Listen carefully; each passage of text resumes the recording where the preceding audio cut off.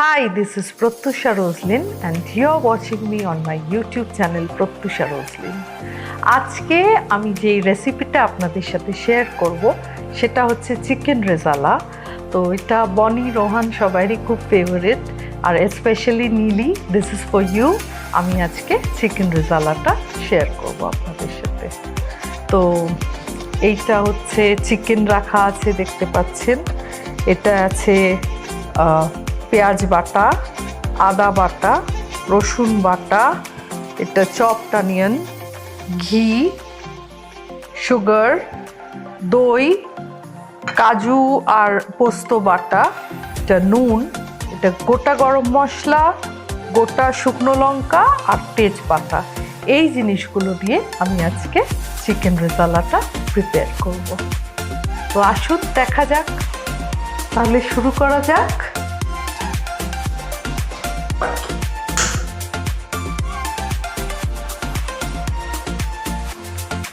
একটু ওয়েট করব, কড়াইটা গরম হয়ে গেলে তাতে দিয়ে দেবো ঘি। কড়াইটা গরম হয়ে গেছে, আমি দিয়ে দিচ্ছি ঘি। ঘি কিন্তু হেলদি খাওয়া, অনেকে খায় না কেন আমি জানি না, I find it very healthy.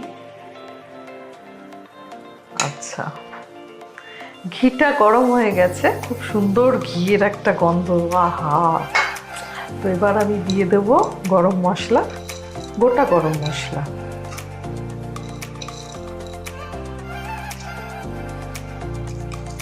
তারপর দেব তেজপাতা আর শুকনো লঙ্কা। এতে এমনি রেজালাতে আমি কোনো গুঁড়ো মশলা ইউজ করি না, গুঁড়ো শুকনো লঙ্কার মশলা, তো তার জন্য আমি গোটা শুকনো লঙ্কাটাই দিয়ে দেবো এখন ঘিয়ের মধ্যে। এবার যারা যেমন ঝাল খান তেমন তারা দিতে পারে।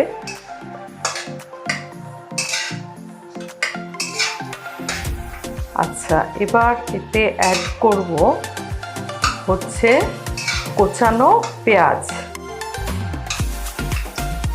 কোচানো পেঁয়াজটা দিয়ে দিচ্ছি।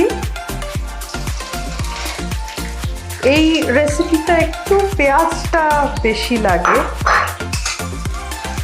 এই পেঁয়াজটা ফ্রাই করব যতক্ষণ না হয় একটু ব্রাউনিশ।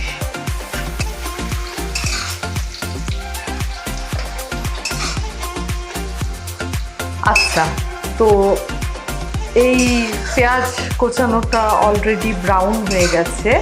তো এবার আমরা অ্যাড করব হচ্ছে পেঁয়াজ বাটা।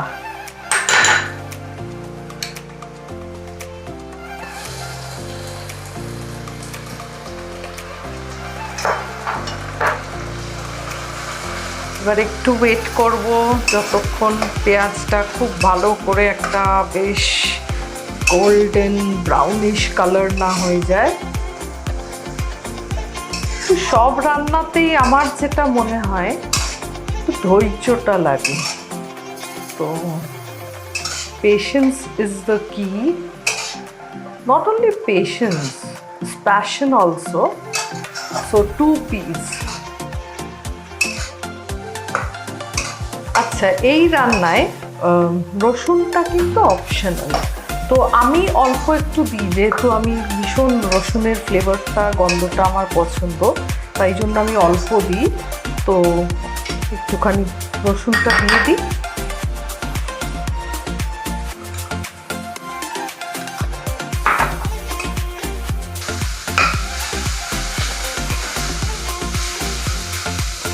আচ্ছা, এবার আমি আদা বাটাটা দেব, কারণ পেঁয়াজ আর রসুনটা হয়ে গেছে অলরেডি, একদমই গোল্ডেন ব্রাউন লাগছে।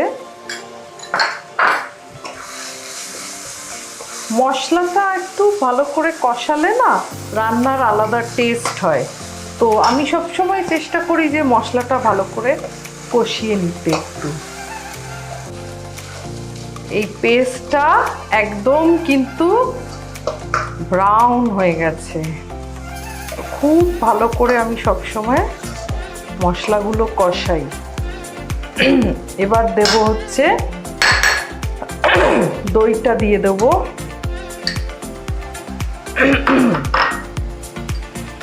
কাজু পোস্ত বাটাটা দিয়ে দেবো।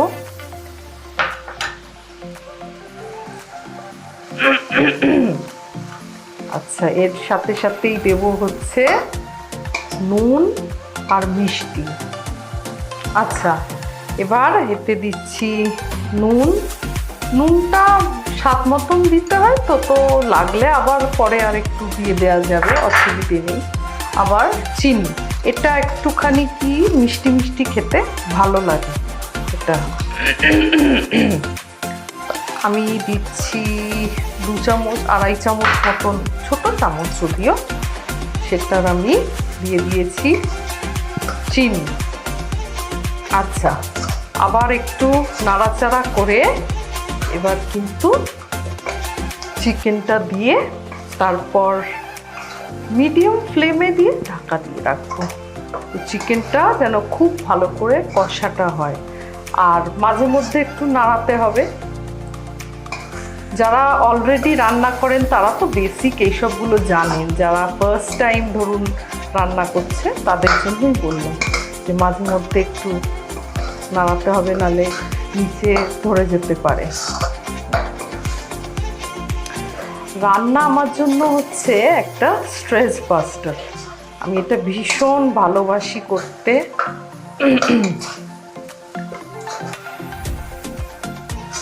খেতে অত ভালোবাসি না, কিন্তু খাওয়াতে খুব ভালোবাসি আমি। আচ্ছা, এবার দিয়ে দেব চিকেনগুলো। তার জন্য একটু হাতটা যতটা পারি আমি না ইউজ করার চেষ্টা করি, কিন্তু এটার জন্য একটু ইউজ করতে হচ্ছে।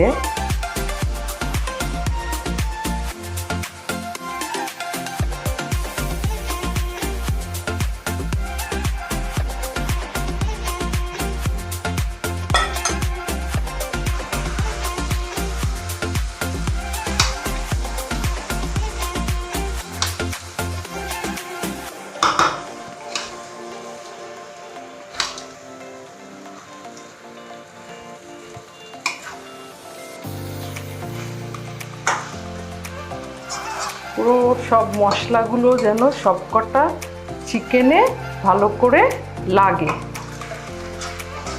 এবার ফ্লেমটাকে আমি একটু আস্তে করে দিই, নাহলে আবার ধরে যেতে পারে। তো আস্তে করে ঢাকা দিয়ে দেবো, আর মাঝে মধ্যে নাড়াতে থাকবো।